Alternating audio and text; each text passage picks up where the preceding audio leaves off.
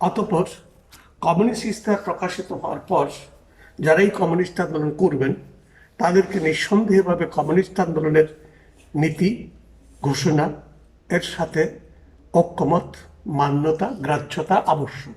তবে মার্কস এঙ্গেলসের সময় তাদের তত্ত্বগত বা ইনফরমেশনগত যে সীমাবদ্ধতা থাকতে পারে, তাদের দৃষ্টিভঙ্গির যদি কোনো সীমাবদ্ধতা থাকে, ইতিহাস বিষয় বা ওই বিষয়ে যদি কোনো রকম সীমাবদ্ধতা থাকে, তাইলেও যে কেউ যারা কমিউনিস্ট আন্দোলন করবেন তারা সেই বিষয়গুলি চিহ্নিত করে কমিউনিস্ট আন্দোলনের নির্দিষ্ট জায়গাগুলিকে তারা পরিত্যাগ করতে পারেন চুক্তিযুক্তভাবে প্রমাণ করে।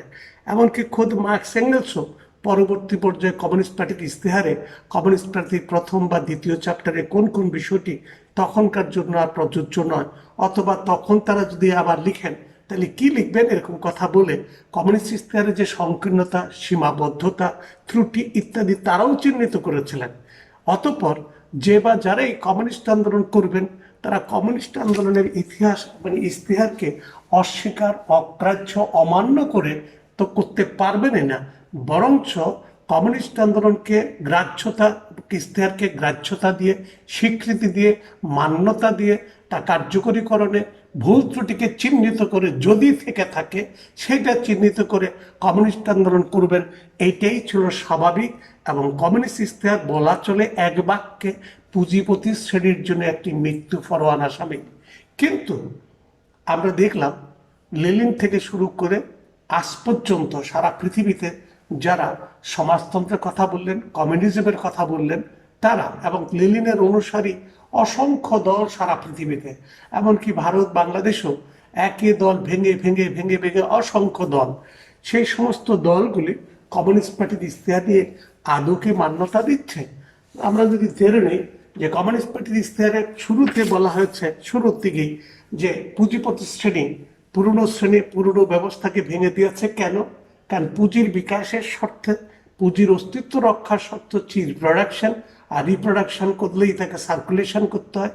সার্কুলেশনের জন্যই পুঁজির আদিভূমি বা শিল্পের আদিভূমি ইংল্যান্ড, সেখান থেকে গিয়ে সারা পৃথিবীতে পুঁজির পণ্যের যে বিস্তার সাধন করেছে ইউরোপীয় পুঁজিপতি শ্রেণী। অতএব সারা পৃথিবীকে পরিবর্তন করে দিয়ে, যেখানে ছিল পৃথিবী অজ্ঞাত, যেখানে ছিল বিচ্ছিন্ন, যেখানে ছিল স্বয়ংসম্পন্ন অর্থনীতি, যেখানে ছিল প্রকৃতি নির্ভর অর্থনীতি, যেখানে ছিল একেবারে দুর্বল এবং গরিবী অর্থনীতি, তার স্থলে পৃথিবীর বিভিন্ন দেশকে পুঁজিবাদের বিকাশের অনিবার্য আনুষঙ্গিক অবিচ্ছেদ্য অঙ্গ কলোনিয়াল পলিসিকে প্র্যাকটিস করে সারা পৃথিবীতে একটি পুঁজিবাদী ব্যবস্থা চালু করেছে। এবং সেই চালু করতে গিয়ে সমস্ত পৃথিবীটাকে কমিউনিস্ট ইস্তেহারে তারা বলেছেন পুঁজিপতি শ্রেণী তাদের প্রতিচ্ছবিতে দুনিয়াটাকে করে একটি বেচা কিনার অর্থনীতি এবং বিশ্ব বাণিজ্যিক ব্যবস্থা চালু করেছে, যে ব্যবস্থায় প্রতিটা জাতি এবং প্রত্যেকটা দেশ হচ্ছে এক অনন্য নির্ভরতার সম্পর্কাধীন। অথচ আমরা দেখি লেনিনবাদী সমস্ত দলগুলি কম বেশ বলছেন যে এই যে পুঁজিপতি শ্রেণী বিভিন্ন দেশ দখল করেছে, তারা যে পুরনো ব্যবস্থাকে পরিবর্তন করে নতুন বুর্জোয়া ব্যবস্থার পত্তন করেছে, এই কথাটাকে তারা অগ্রগতি না বলে, বিপ্লবী না বলে, যেটা কমিউনিস্ট ইস্তেহারে পরিষ্কার করে বলা আছে, এটি হচ্ছে বুর্জোয়া শ্রেণী বৈপ্লবিক দায়িত্ব পালন করেছে। তার পরিবর্তে বলছে যে বাবর যেমন ভারত দখল করেছিল, অনুরূপভাবে এদেরকে দখলদার বলে এদের কাছ থেকে লেনিন সাহেবের তত্ত্বমতো কথিত সাম্রাজ্যবাদ বিরোধী লড়াইয়ের নামে ভারত থেকে ব্রিটিশকে উচ্ছেদ, ল্যাটিন আমেরিকা থেকে, স্পেন থেকে অন্যদেরকে উচ্ছেদ, এই উচ্ছেদটা হচ্ছে জাতীয় মুক্তির সংগ্রাম এবং জাতীয় অর্থনীতি প্রতিষ্ঠার কর্মসূচি সমস্ত লেনিনবাদী পার্টিগুলি নিচ্ছে। অথচ বিশ্ব কমিউনিস্ট পার্টির ঘোষণা বলেই সারা পৃথিবীতে একটি মাত্র অর্থনীতি এবং সেটা হচ্ছে পুঁজিবাদী অর্থনীতি, এবং সেখানে প্রতিটা জাতি একে অপরের সাথে অনন্য নির্ভরতার সম্পর্কাধীন। অতএব যে ইন্টারডিপেন্ডেন্সি, এখান থেকে কোনো জাতিকে যেমন মুক্ত করা যায় না, তেমনি জাতীয় মুক্তির প্রশ্নটাও অবান্তর। এবং জাতীয় মুক্তির নামে দেশে দেশে আলাদা সমাজ, দেশে দেশে আলাদা রাজনীতি, দেশে দেশে গণতান্ত্রিক বিপ্লব, জনগণতান্ত্রিক বিপ্লব, জনগণতান্ত্রিক রাষ্ট্র প্রতিষ্ঠা, এই বিষয়গুলি হচ্ছে বিশ্ব পুঁজিবাদী ব্যবস্থার বিপরীতে পুঁজিবাদী ব্যবস্থাকে খণ্ডিত আংশিকভাবে উপস্থাপন করে কার্যত পুঁজিবাদকে রক্ষা করে দেওয়ার সাবেক। সেজন্য লেনিনবাদী কমিউনিস্ট পার্টি নামে যারা পৃথিবীতে আছে তারা পুঁজিবাদ সম্পর্কে বিকৃত কথা বলে বেড়ান। এক। দুই, পুঁজিবাদী ব্যবস্থায় প্রধানত দুটো শ্রেণী মুখোমুখি দাঁড়িয়েছে কমিউনিস্ট পার্টির ইশতেহারে বলা আছে। সেটাকে একটা হচ্ছে পুঁজিপতি শ্রেণী যারা পরজীবী, আরেকটা হচ্ছে শ্রমিক শ্রেণী যারা পুঁজিপতি শ্রেণীর সৃষ্টি। এই শ্রমিক শ্রেণী এবং পুঁজিপতি শ্রেণী মুখোমুখি দাঁড়িয়ে আছে। আবার যখন এই পুঁজিবাদী ব্যবস্থা তার পুঁজির শর্তে অতি উৎপাদন করে, অতি উৎপাদন করতে গিয়ে যখন বেশি অত্যাধিক পণ্য উৎপাদন হয়, অত্যাধিক পণ্য উৎপাদিত হলে বিক্রি সংকট অর্থাৎ সঞ্চালন সংকটে পড়ে, তখন তাকে সমাজ যে নৈরাজ্যিক অবস্থা তৈরি হয়, তখন উভয় পক্ষে যে মুখোমুখি অবস্থা দাঁড়িয়ে থাকে সেটাকে একটি বিপ্লবী পরিস্থিতি বলে ইশতেহারে উল্লেখ করা হয়েছে। অতএব পুঁজিবাদী সমাজে বুর্জোয়া শ্রেণী এবং মজুর শ্রেণী পরস্পরের মুখোমুখি দাঁড়ানো, সে অবস্থায় একমাত্র বুর্জোয়া শ্রেণীর বিপরীতে বুর্জোয়া ব্যবস্থার পতনের জন্য শ্রমিক শ্রেণী একা হচ্ছে বিপ্লবী শ্রেণী, এবং শ্রমিক শ্রেণীর স্বার্থ ছাড়া কমিউনিস্টদের আর ভিন্ন কোনো স্বার্থ নেই। কমিউনিস্ট হচ্ছে তারাই যারা পুঁজিবাদের পরিণতিতে সমাজতন্ত্র বা সাম্যবাদ প্রতিষ্ঠার জন্য কাজ করছেন, তারা হচ্ছে কমিউনিস্ট। অতএব কমিউনিস্টদের কোনো পৃথক স্বার্থ নেই, ভিন্ন স্বার্থ নেই মজুরদের স্বার্থ থেকে। মজুরদের স্বার্থ হচ্ছে তাদের মজুরি ব্যবস্থার কারণে যে দাসত্ব, মজুরি ব্যবস্থার কারণে যে দুর্বিষহ জীবন, মজুরি ব্যবস্থার জন্য কষ্টকর জীবন, মজুরি ব্যবস্থার জন্য অমর্যাদাকর জীবন, মজুরি ব্যবস্থার জন্য যে শোষিতের জীবন, সমস্ত কিছুর থেকে মুক্ত হওয়ার জন্য তাদের জন্য সামনে হচ্ছে মজুরি ব্যবস্থার উচ্ছেদ। কমিউনিস্টরা মজুরদেরকে একত্রিত করে উচ্ছেদের জন্য কাজ করবে, এই কথাগুলি খুব সুস্পষ্ট করে কমিউনিস্ট পার্টির ইশতেহারে বলা হয়েছে। অথচ একা বিপ্লবী শ্রেণী, প্রকৃত বিপ্লবী শ্রেণী মজুর, এবং কমিউনিস্ট বিপ্লবটা তাদেরই, এই কথা সত্য। লেনিনবাদী পার্টিগুলি হচ্ছে শুধু মজুর নয়, তারা পার্টি হচ্ছে কৃষকের, তারা পার্টি হচ্ছে ছোট বুর্জোয়াদের, তারা পার্টি হচ্ছে গরিব, কথিত গরিব মানুষ অর্থাৎ কলকারখানা, ছোট ছোট ম্যানুফ্যাকচারার, তারা হচ্ছে এমনকি জাতীয় পুঁজিপতি। অথচ কমিউনিস্ট পার্টির ইশতেহারে খুব পরিষ্কার করে বলা আছে কৃষক, ছোট দোকানদার, কারিগর ইত্যাদি ইত্যাদি যারা আছে, যারা মধ্যবিত্ত শ্রেণী অর্থাৎ পুঁজিপতি শ্রেণীর ভগ্নাংশ, তারা হচ্ছে শুধুমাত্র তাদের অস্তিত্ব রক্ষার জন্য চেষ্টিত, কিন্তু পুঁজিবাদী আধুনিক শিল্পের কারণে তাদের অস্তিত্ব বিপন্ন হয়। এরপরও তারা তাদের জমি রক্ষা করতে চায়, দোকান রক্ষা করতে চায় বলে পুঁজিবাদী ব্যবস্থার যে অগ্রগতি তাকে তারা অস্বীকার করে। আর অস্বীকার করার কারণে তারা শুধু কনজারভেটিভ নয়, রিয়াকশনারি ফোর্স। দেয়ারফর কৃষকরা, ছোট দোকানদার, এরা হচ্ছে প্রতিক্রিয়াশীল গোষ্ঠী। অতএব প্রতিক্রিয়াশীল গোষ্ঠীর বিরুদ্ধে, এবং সমস্ত বুর্জোয়া শ্রেণী হচ্ছে প্রতিক্রিয়াশীল গোষ্ঠী, তাদের বিপরীতে মজুর শ্রেণী তাদেরকে পরাজিত করবে একা।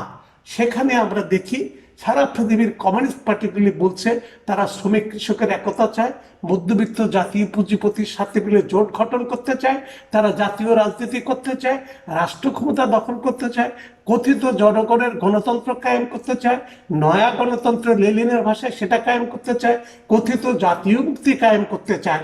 এই সবগুলি কমিউনিস্ট পার্টির ইশতেহারে কমিউনিস্ট বিপ্লব, কমিউনিস্ট বিপ্লবের ফলাফল, কমিউনিস্ট বিপ্লবের একটার শ্রমিক শ্রেণী প্রকৃত বিপ্লবী, এবং যাদের বিরুদ্ধে বিপ্লবটা হবে সমস্ত তথ্যগুলিকে অস্বীকার অমান্য করে কৃষক শ্রমিকের পার্টি, কৃষক শ্রমিকের সরকার, কৃষক শ্রমিকের রাষ্ট্র ইত্যাদি বলে লেনিনবাদী রাজনৈতিক দলগুলি যে রাজনীতি করছে তা পরিষ্কারভাবে কমিউনিস্ট ইশতেহারের শুধু অমান্যতা, অগ্রাহ্যতা নয়, কমিউনিস্ট ইশতেহারকে অস্বীকার করাই মধ্যেই সীমিত নয়, বরঞ্চ কমিউনিস্ট ইশতেহারকে ভঙ্গ করা, বাতিল করা। অথচ একটি লেনিনবাদী কমিউনিস্ট পার্টিও বলেনি যে কমিউনিস্ট পার্টির ইশতেহারে কোনো ভুল আছে, ত্রুটি আছে, এবং তারা সেই জন্য সেটা মানছে না।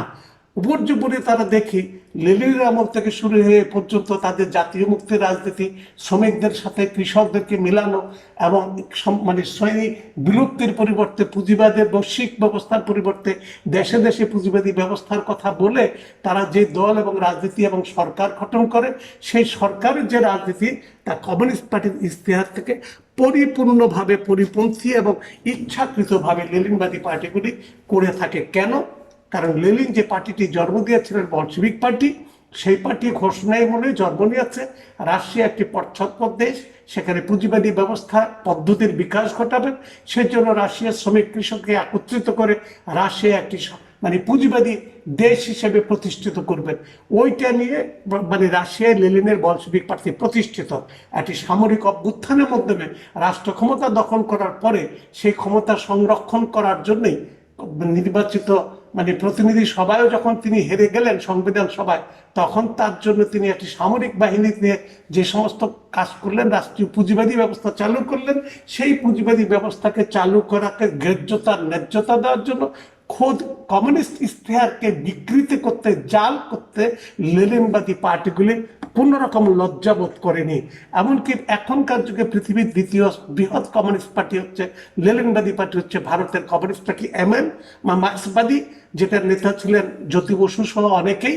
সেই মার্ক্সবাদী কমিউনিস্ট পার্টিও একটি ইশতেহার প্রস্তুত করেছেন, কিন্তু সেই ইশতেহারটি ভুয়া, জাল এবং পরিষ্কারভাবে, যেখানে কমিউনিস্ট পার্টির ইশতেহারে বলা ছিল বিপ্লবের ক্ষেত্র হিসেবে বলতে গিয়ে জাতিগত নিপীড়ন এবং বৈরিতার সমাপ্তির পরে কমিউনিস্ট পার্টির ইশতেহারে পরিষ্কার করে বলা ছিল United action of the leading civilised countries at least one of the first condition for the emancipation of the workers.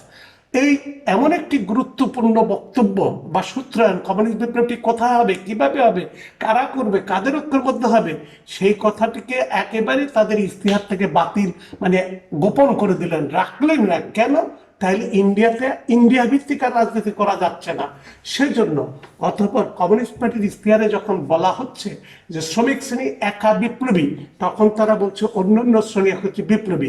যখন বলা হচ্ছে কমিউনিস্ট পার্টির ইশতেহারে জাতিগত বিরোধ এবং জাতি পরিচয় বিলুপ্ত হবে, এমনকি কমিউনিস্ট পার্টির ইশতেহারে বলছে শ্রমিকদের কোনো জাতীয়তা নাই, শ্রমিকদের কোনো দেশ নাই, শ্রমিকদের যা নাই তা আমরা নিতে পারি না।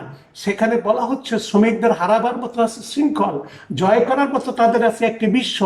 অতএব বিশ্ব জয় লাভ করবে, সারা পৃথিবীব্যাপী পুঁজিবাদী ব্যবস্থা একটি বৈশ্বিক ব্যবস্থা, তাকে এক দেশে এককভাবে প্রতিস্থাপন করা যায় না। অতএব সারা পৃথিবীব্যাপী এই ব্যবস্থার পরিবর্তন ঘটাবে এবং সেই ঘটানোর দায়িত্বটা ঐতিহাসিকভাবে অর্পিত হয়েছে শ্রমিক শ্রেণীর উপর। এটা তাদের কল্পিত চিন্তা নয়, এটা হচ্ছে পুঁজি উৎপাদন করে শ্রমিক, সে পুঁজি উৎপন্নের মালিক করা সত্ত্বেও তার মালিক হচ্ছে পুঁজিপতি। সেই কারণে দুই শ্রেণীর মধ্যে বিরোধ, আর এই বিরোধের পরিণতিটি হচ্ছে সমাজতন্ত্র।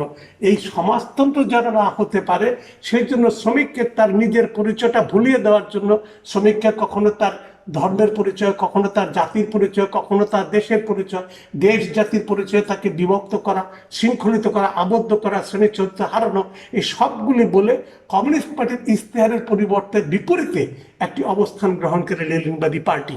আর এই অবস্থান গ্রহণ করেছে বলে সারা পৃথিবীতে কমিউনিস্ট আন্দোলন সম্পর্কে বিভ্রান্তি তৈরি হচ্ছে, বিভক্তি তৈরি হচ্ছে, কমিউনিস্ট আন্দোলনকে ভুলভাবে উপস্থাপিত হয়েছে।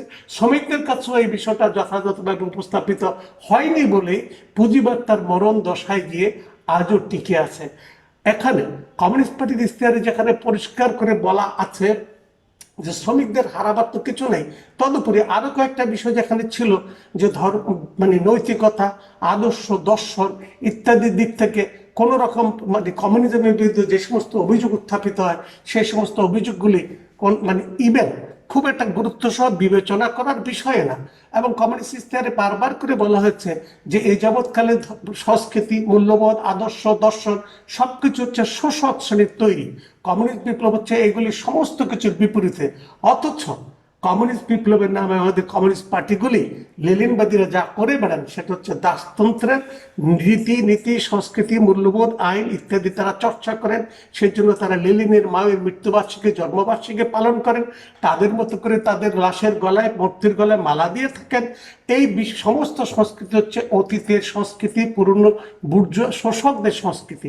সেই সংস্কৃতির লালন পালন যারা করে তারা কমিউনিস্ট পার্টির ইশতেহারের সাথে নেই। এমনকি তারা মার্ক্সবাদ বলে মার্ক্সের আবিষ্কৃত এবং এঙ্গেলসের রচিত মানে ব্যাখ্যাত যে সমাজতান্ত্রিক বিজ্ঞান, তাকেও বলছে তারা আদর্শ বা দর্শন। অথচ এই ইশতেহারে বলা আছে যে দর্শনের বিষয় যেমন ঠিক না, তেমনি দর্শন মতাদর্শ এগুলির বিপরীত হচ্ছে কমিউনিজম। সেই জন্য লেনিনবাদী পার্টিগুলি প্রকৃত পক্ষে কমিউনিস্ট পার্টির যে ইশতেহার, সেই ইশতেহারকে ধারণ করে না, গ্রাহ্য করে না, গণ্য করে না, আবার অস্বীকার করছে, এইটাও স্বীকার করে না, বরঞ্চ প্রতারণা মনে জাল জালিয়াতি করে কমিউনিস্ট পার্টির ইশতেহারকে একেবারে পিছনে ফেলে গোপনে রেখে দিয়ে তাদের যে রচিত বই পুস্তক সেগুলিকে সামনে এনে মিথ্যাভাবে কমিউনিজম সম্পর্কে মানে মিথ্যা ধারণা, বিভ্রান্ত করার ধারণা তারা চেষ্টা করছে। অতঃপর আজকের যুগে যারা কমিউনিস্ট আন্দোলন করবেন তাদেরকে অবশ্যই লেনিনবাদী রাজনৈতিক দলগুলি কমিউনিস্ট বিরোধী অবস্থানকে চিহ্নিত করে এবং কমিউনিস্ট ইশতেহারকে যদি কেউ মনে করেন কোনো জায়গায় ত্রুটি বিচ্যুতি আছে সেটা চিহ্নিত করে, সেই চিহ্নিতের পরে যদি কেউ আপত্তি করে সেই ক্ষেত্রে আপত্তি করার কিছু নেই। কিন্তু লেনিনবাদী পার্টিগুলি কমিউনিস্টদের সম্পর্কে, কারণ কমিউনিস্টদের আসল লক্ষ্যটাকে ইশতেহারে বলা হয়েছে, আসল লক্ষ্য হচ্ছে দুনিয়ার শ্রমিকদেরকে শ্রেণী হিসাবে সংগঠিত করা, বুর্জোয়া আধিপত্যকে উচ্ছেদ করা। অথচ আমরা দেখি এরা এখানে আশু বলে যে আমরা জাতীয় গণতান্ত্রিক বিপ্লব করব, জনগণতান্ত্রিক রাষ্ট্র কায়েম করব, শ্রমিক কৃষকের রাষ্ট্র কায়েম করব। একদিকে যেখানে কমিউনিস্ট বিপ্লব সম্পর্কে ওখানে এরকম করে কথা বলা আছে, আর কমিউনিস্ট বিপ্লব কারা করবে এই ব্যাপারে যেহেতু প্রকৃত বিপ্লবী শ্রেণী শ্রমিক শ্রেণী এবং শ্রমিক আর মালিকের দুই পক্ষের বিরোধ হচ্ছে সমাজতন্ত্র, সেই ক্ষেত্রে তারা শ্রমিক মালিকের বিরোধের পরিবর্তে তারা নিয়ে আসে প্রথমত রাষ্ট্র ক্ষমতা দখল করবে। এই সমস্ত রাজনীতিগুলো হচ্ছে কমিউনিস্ট পার্টির ইশতেহারের পরিপন্থী রাজনীতি। কাজে কমিউনিস্ট পার্টির ইশতেহারকে যারা অস্বীকার করে, গোপন করে, জাল করে, অবজ্ঞা করে, তারা আর যাই হোক কমিউনিস্ট হতে পারে না। এবং প্রকৃত পক্ষে লেনিনবাদী কোনো রাজনৈতিক দল কমিউনিস্ট পার্টি কখনো ছিল না, তারা শ্রমিক শ্রেণী পার্টি ছিল না। কারণ শ্রমিক শ্রেণী পার্টির শ্রমিকদের স্বার্থ ছাড়া পৃথক কোনো স্বার্থ নাই, এবং শ্রমিক শ্রেণী পার্টি শুধুমাত্র কমিউনিজম প্রতিষ্ঠা করার জন্য শ্রমিকদেরকে দুনিয়াব্যাপী একত্রিত করবে, এটি হচ্ছে শ্রমিক শ্রেণীর ঘোষণা বলে কমিউনিস্ট পার্টির ইশতেহার মূলে মূল বক্তব্য। কিন্তু তার বিপরীতে যা যা লেনিনবাদী পার্টিগুলি করে বেড়ায় তা হচ্ছে শ্রমিক শ্রেণীর স্বার্থের বিপক্ষে। এমনকি কমিউনিজম সম্পর্কে ইশতেহারে এক বাক্যে বলা হয়েছে ব্যক্তি মালিকানার অবসান। কিন্তু আমরা দেখি গণতান্ত্রিক বিপ্লবের নামে, আধা সামন্ততন্ত্র উচ্ছেদের নামে, কৃষি সংস্কারের নামে যারা ছিল কৃষি মজুর, যারা শিল্প শ্রমিকদের সাথে সংগ্রামী এবং যারা পুঁজিবাদী ব্যবস্থা বা ব্যক্তি মালিকানা বিনাশের জন্য বিপ্লবী, তাদেরকে 2 একর 3 একর জমি দিয়ে ব্যক্তিগত মালিকানা শৃঙ্খলে আবদ্ধ করে কমিউনিজমের বিপরীত অবস্থানে তারা নিয়ে যাচ্ছে। কাজে যারা কমিউনিস্ট আন্দোলনের সৈনিক তাদেরকে প্রতিক্রিয়ার দুর্গে নিয়ে প্রতিক্রিয়াশীল চরিত্রে পরিণত করছে। কমিউনিজম সম্পর্কিত রাষ্ট্রীয় অর্থনীতি কমিউনিজম নয়। রাষ্ট্রীয় অর্থনীতির পরিবর্তে যেখানে পরিষ্কার করে কমিউনিস্ট পার্টির ইশতেহার বলা আছে কমিউনিজমে পুঁজিবাদের পরিণতি বলে সেখানে পুঁজি থাকবে না, পুঁজির শ্রম থাকবে না, বেচা কিনা থাকবে না। আর বেচা কিনা, মজুরির শ্রম ইত্যাদি যদি না থাকে তাহলে শোষক থাকবে না, শোষক না থাকলে শোষকের রাজনৈতিক দল থাকবে না, রাজনৈতিক মতাদর্শ দরকার নেই। এই কথাগুলি বিপরীতে ওরা বরঞ্চ বলে যে মার্ক্সের নাকি মহান মতাদর্শ, মার্ক্সের আদর্শ ভিত্তিক নাকি দল, মার্ক্সের দর্শন ভিত্তিক নাকি তারা দল করে। এই কথাগুলি যদি সত্যি হতো তাহলে মার্ক্সরা দর্শনের বিরুদ্ধে, মতাদর্শের বিরুদ্ধে কমিউনিস্ট পার্টির প্রতি প্যারায় প্যারায় এই কথাগুলি লিখতেন না। কাজে যখন যেই সমস্ত লেনিনবাদী দল জাতীয় মুক্তির কথা বলে, শ্রমিক শ্রেণীর পার্টির পরিবর্তে কৃষক শ্রমিকের পার্টি বলে, যারা দেশে দেশে আলাদা অর্থনীতির কথা বলে, জাতীয় পুঁজির বিকাশ ঘটাতে যারা কথা বলে, তারা প্রত্যেকে কমিউনিস্ট পার্টির নীতিমালাকে অস্বীকার করছে, বক্তব্যকে অস্বীকার করছে। কমিউনিস্ট বিপ্লবের যে united action of the leading civilised countries at least is one of the first condition of the proletariat, এই সূত্রকে আলাদা করছে। তারা কোনো মতে কমিউনিস্ট নয়, অতএব কোনো লেনিনবাদী দল কমিউনিস্ট পার্টি নয়, বরঞ্চ কমিউনিস্ট ইশতেহার পার্টির ঘোষণাপত্রকে বা ম্যানিফেস্টোকে অস্বীকার দেয় এবং তাকে মানে অস্বীকার করার শুধু নয়, বিরোধিতা ভঙ্গ করার দায়ে তারা ইতিহাসের কাঠগড়ায় চিহ্নিত হতে বাধ্য এবং একদিন এরা সবাই চিহ্নিত হবে।